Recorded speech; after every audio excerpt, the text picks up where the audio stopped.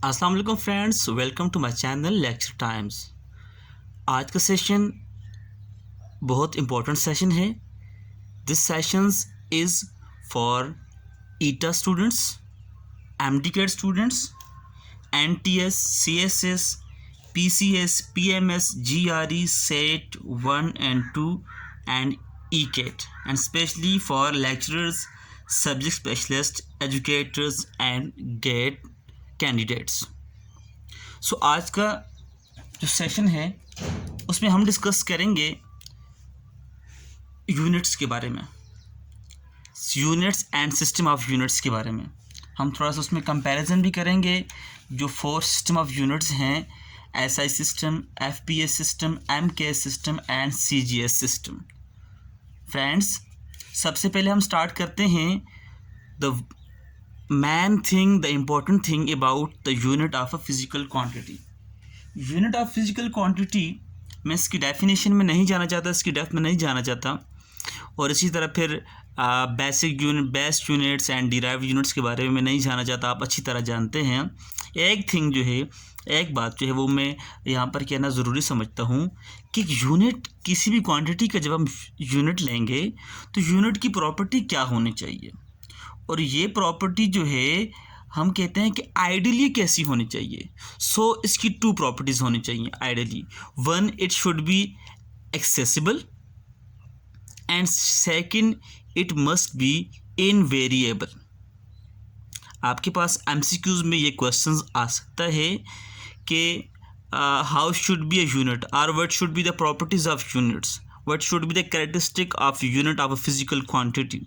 सो आपने इन 2 बातों में से आपने चूज़ करना होगा कि इट शुड बी एक्सेसिबल।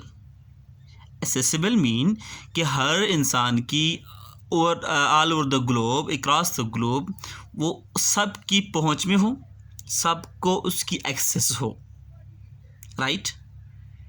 दूसरी बात ये कि इट शुड बी इनवेरिएबल, ये वेरी ना हो, ये किसी खित्ते के साथ, किसी कंट्री के साथ, किसी प्लैनेट के साथ स्पेसिफाइड ना हो। It should be invariable. ये जहाँ भी हो, इसकी सेम, इसके मैग्नीट्यूड के अंदर, इसके साइज़ के अंदर, इसकी प्रॉपर्टीज़ के अंदर कोई भी चेंज ना आ सके।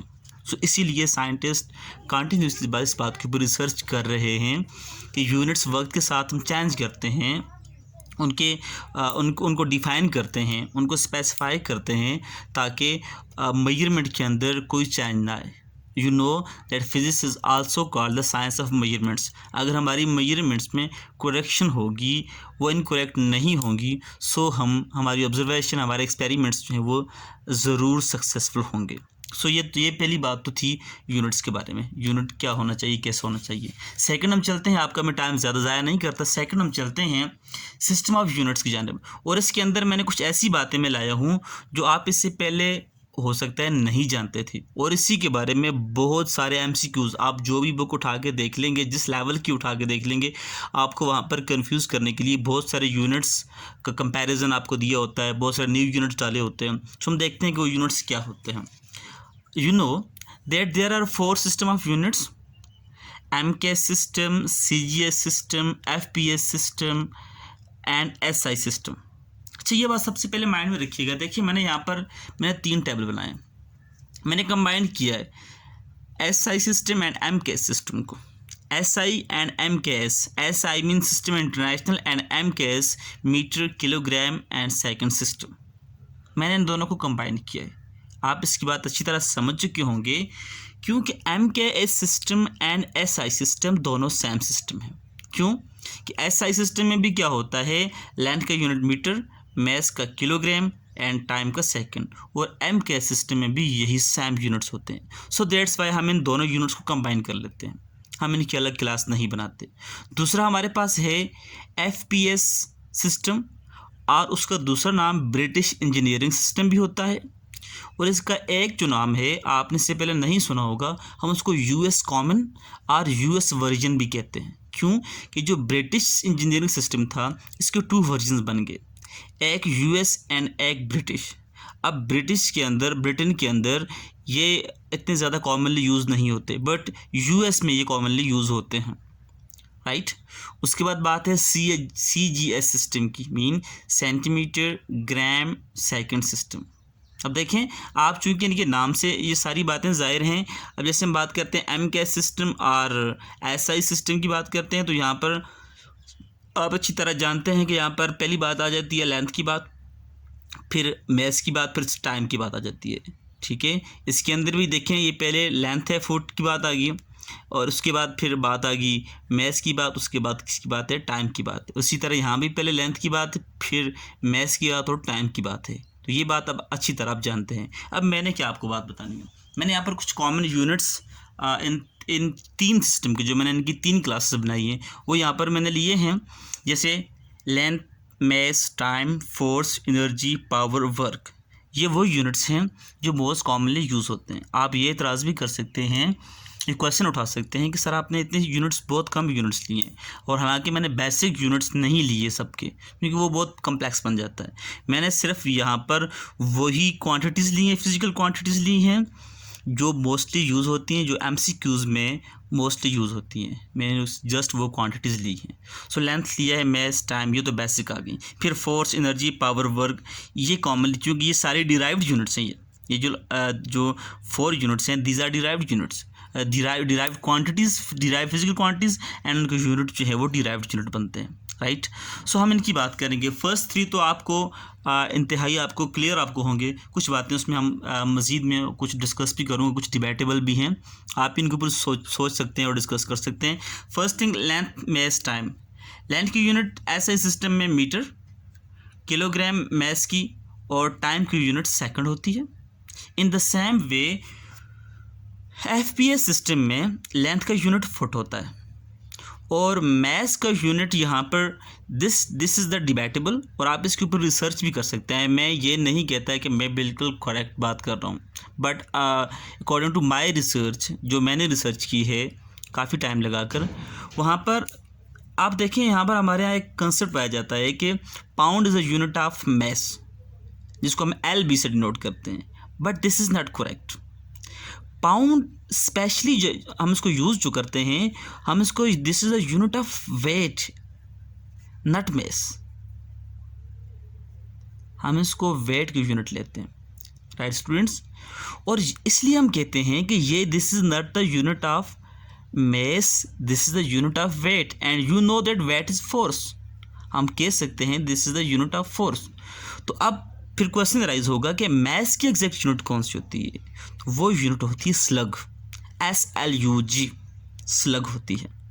राइट स्टूडेंट्स, ये बात यहाँ पर डिबेटेबल थी। राइट। उसके बाद टाइम की सेकंड आ गई, और दूसरी बात बनती है फोर्स। अब फोर्स की यूनिट जो है वो आपको, अगर आप गूगल करेंगे तो आपको मिलेगी पाउंड फोर्स, एक यूनिट ये भी मिलेगी, but this is not correct, ये करेक्ट नहीं होगी। आप सर्च करें, क्योंकि हमने बात कर दी कि पाउंड वेट की यूनिट होता है। सो यहाँ पर फिर क्या होगा, यहाँ पर जब हम बात करेंगे तो वेट, आप देखें फोर्स क्या है, weight is also force.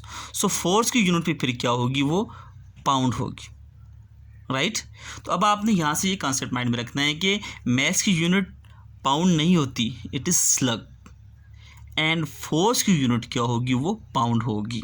This is the basic thing जो मैं आपके साथ डिस्कस करना चाह रहा था, इसलिए मैंने ये टॉपिक आज के लिए चूज़ किया।